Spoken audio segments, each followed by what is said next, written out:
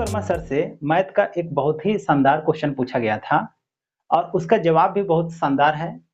और जो भी स्टूडेंट को मैथ अच्छा लगता है उसके लिए ये वीडियो बहुत ही ज्यादा इंफॉर्मेटिव होने वाला है। तो चलिए देख लेते हैं कि उनसे क्या क्वेश्चन पूछा गया था और उसका जवाब क्या होगा, है ना। तो देखिए, हम लोग पढ़े हैं कि अगर बेस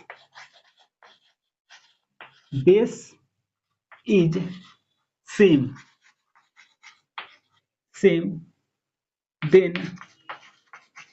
देन पावर्स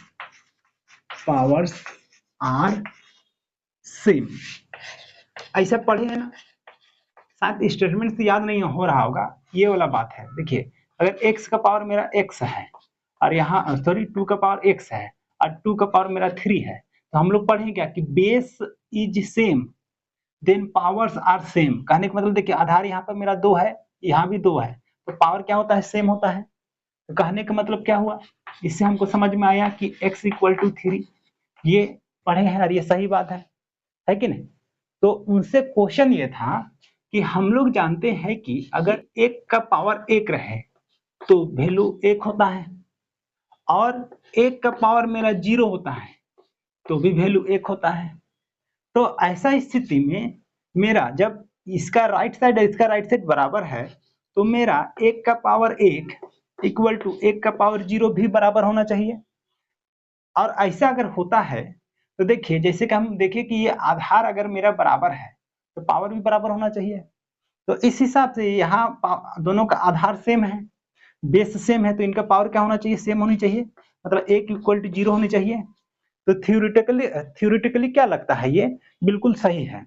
लेकिन प्रैक्टिकली हम लोग जानते हैं कि 1 और 0 बराबर नहीं है। तो हम लोग को बताना है कि यहाँ पर कहाँ पे गलती हो रहा है। तो गलती हो रहा है हम लोग का इस स्टेटमेंट पे। क्या गलती हो रहा है, चलिए उसको देखते हैं। पहले एक लाइन खींच लीजिए और चलिए ले लेते हैं, मान लीजिए कि a का पावर n है और इक्वल टू लिख रहे हैं a का पावर m। अच्छा, इसके साथ गुना में एक है ना, तो इसलिए अगर इसको हम इधर भागा में ले आएंगे तो क्या होगा मेरा, देखिए तो a का पावर n का होल बाय a का पावर m इक्वल टू इधर क्या बचेगा मेरा 1। और हम लोग इसका एक फार्मूला जानते हैं कि अगर इस तरह रहेगा a का पावर n बाय a का पावर m, तो उसको ऐसा लिखते हैं a का पावर n माइनस m, है कि नहीं, लिखते हैं। और ये हो जाता है मेरा 1। ठीक है, ये उतर गया। अब हमको क्या करना है, दोनों साइड ना लोग लेना है। लोग क्या करेंगे, टेकिंग लोग on both side, on both side. अगर हम दोनों साइड क्या कर रहे हैं, लोग ले रहे हैं, तो क्या हो जाएगा, देखिए तो log ऑफ a का power n minus m equal to log of 1। 10 class तक में आपको लोग नहीं पढ़ना है, इसलिए हो सकता है क्या कि 10 का स्टूडेंट यहाँ का जो स्टेप है वो नहीं समझिएगा। अब लोग जो है, लोग से रिलेटेड एक फार्मूला हम लोग पढ़ते हैं, इस तरह से है कि अगर लोग का पावर लोग p का पावर n है, तो ऐसा स्थिति में इसको हम लोग क्या करते हैं, n को आगे ले आते हैं और लिखते हैं log p, है कि नहीं। तो उसी तरह से ये पावर का ना काम कर रहा है, तो ये आगे आ जाएगा। तो कितना हो जाएगा मेरा, देखिए तो ये दोनों मेरा आगे आ गया।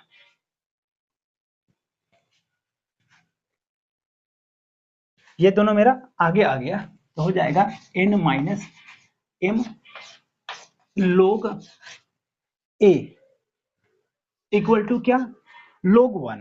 और log 1 का वैल्यू होता है 0, इधर हो गया मेरा 0। अब देखिए कि ये और ये दोनों मिल करके हो रहा है 0। कहने का मतलब ये हुआ, या तो ये पार्ट 0 होगा मेरा, या तो ये पार्ट मेरा 0 होगा। तो यहाँ पर दो केस आ रहा है कि अगर ये मेरा 0 हो जाए, ये 0 के बराबर हो जाए। सॉरी, लाइट कट गया, तो विंडो के लाइट से ही चलिए इस मैथ को कंप्लीट करते हैं। तो जैसे कि अभी हम लोग चर्चा कर रहे थे कि ये जो समीकरण है वो उस समय सही होगा जब या तो ये पार्ट 0 हो जाए या तो ये पार्ट 0 हो जाए। तो चलिए करके देखते हैं। इसलिए हमको क्या समझ में आया कि या तो n m इक्वल टू 0 चाहिए, या तो क्या चाहिए कि log a इक्वल टू 0 चाहिए। है कि नहीं। अगर ये n minus m equal to 0 है तो n इक्वल टू क्या होगा मेरा m, तो मतलब ये समीकरण उसी समय सही होगा जब ये और ये बराबर होगा, तब सही होगा, है नहीं, है कि नहीं। और दूसरा स्थिति में क्या आ रहा है देखिए, log a, अब देखिए तो हम लोग देखिए यहाँ पर log 1 का वैल्यू 0 होता है, तो इसका मतलब अगर यहाँ 0 हो रहा है तो हम लिख सकते हैं log 1, ठीक है। तो इससे क्या पता चला कि a इक्वल टू मेरा 1। तो दोनों स्थिति को समझिए, ये और ये, यहीं पर इसका आंसर छिपा हुआ है कि अगर मेरा ये जो समीकरण है उस पर ये दोनों पावर सेम हो जाए तो सही होगा। अगर ये ऐसा नहीं है, मतलब ये पावर सेम नहीं है, तो इसको सही होने के लिए क्या होना चाहिए, 1 होना चाहिए। कहने का मतलब अगर हम यहाँ 1 दे दें तो भी ये समीकरण सही हो जाएगा। उसके लिए ये जरूरी नहीं है कि n और m बराबर रहे।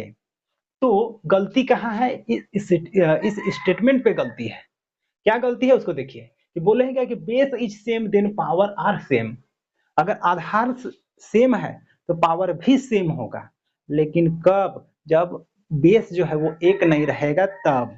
क्योंकि अगर बेस 1 रहेगा उस समय ये बराबर नहीं रहेगा तो भी ये समीकरण सही हो जाएगा। तो इसलिए हमेशा याद रखिएगा कि अगर पावर सेम, सॉरी, पावर अगर सॉरी आधार जो है वो 1 रहेगा, अगर आधार 1 रहेगा तो पावर सेम रहे, जरूरी नहीं है। पावर सेम नहीं रहेगा तो भी मेरा इक्वेशन सही होगा। लेकिन अगर 1 को छोड़ करके कुछ आधार है, 1 को छोड़ करके कुछ आधार है, तो ये कंपलसरी हो जाएगा कि ये जो है ना पावर सेम रहेगा। तो इसलिए अब मेरे अंदाज से आपको आंसर समझ में आ गया होगा कि यहाँ पर 1 का लोचा है। अगर ये 1 रहेगा तो ये जरूरी नहीं है कि बराबर होगा, ठीक है। लेकिन 1 को छोड़ के कुछ रहेगा तो मेरा बराबर होगा, ठीक है। तो मेरे अंदाज से क्वेश्चन क्या था और उसका आंसर क्या होगा ये आपको समझ में आ गया। आज के लिए इस वीडियो में इतना ही।